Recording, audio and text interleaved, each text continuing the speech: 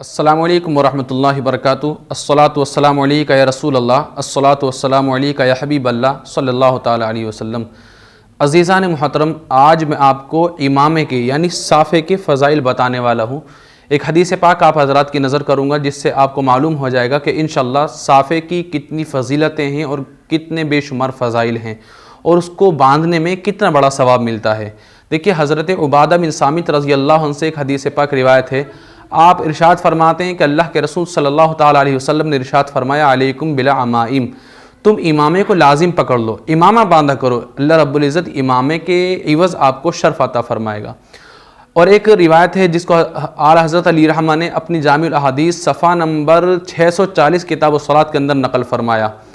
آپ حضرت سالم بن عبداللہ رضی اللہ عنہ سے ایک حدیث پاک نقل کرتے ہیں۔ حضرت سالم بن عبداللہ رضی اللہ عنہ ارشاد فرماتے ہیں کہ دخلت علی ابی عبداللہ بن عمر بن الخطاب رضی اللہ عنہ، کہ میں اپنے والد بزرگوار حضرت عبداللہ بن عمر رضی اللہ عنہ کے پاس میں گیا، وہو یتعمم، اور وہ امامہ باندھ رہے تھے۔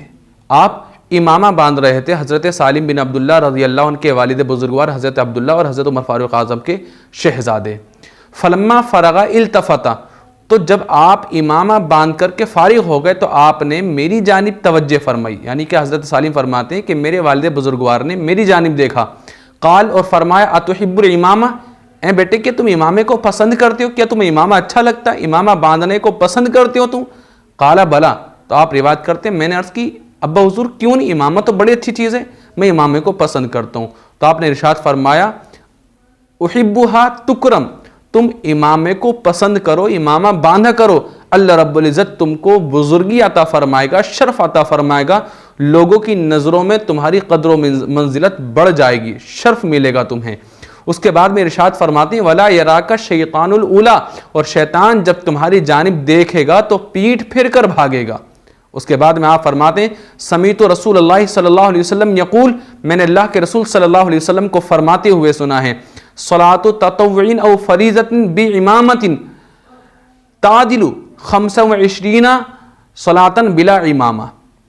اس کا مفہومی ترجمہ یہ ہے کہ کوئی بھی نماز جو امامے کے ساتھ پڑھی جائے بغیر امامے کی 25 نمازوں کے برابر ہوگی، چاہے وہ فرض نماز ہو یا نفل نماز ہو۔ یعنی آپ نے ایک نماز ایسی پڑھی جو آپ نے امامہ باندھ رکھا ہے، تو وہ نماز جو امامہ باندھ کر کے پڑھیے بغیر امامے کے پڑھی جانے والی 25 نمازوں کے برابر ہوگی۔ آگے ارشاد فرماتے ہیں، وَجُمْعَةٍ بِعِمَامَةٍ تَعْدِلُ 70 جُمْعَةً بِلَا امامہ۔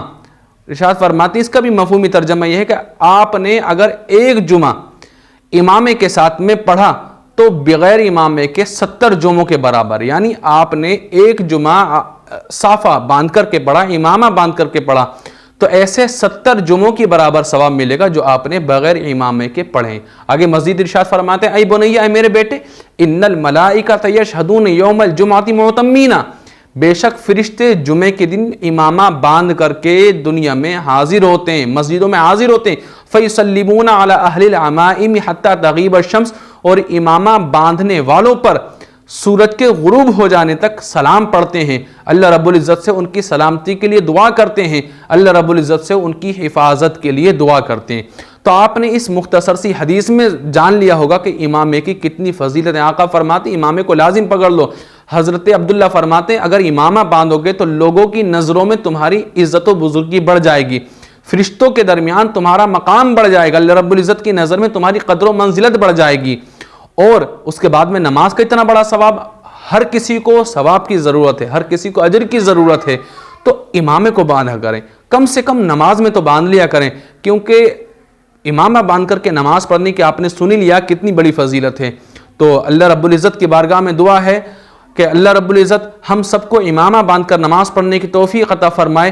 اپنے دوستوں کو بتائیں، عزیزوں کو بتائیں کہ امامہ باندھ کر نماز پڑھنے کی کتنی فضیلت ہے، اس کو شیئر کریں تاکہ اللہ رب العزت آپ کے ذریعے دوسرے لوگوں کو بھی اجر کا مستحق بنا دے۔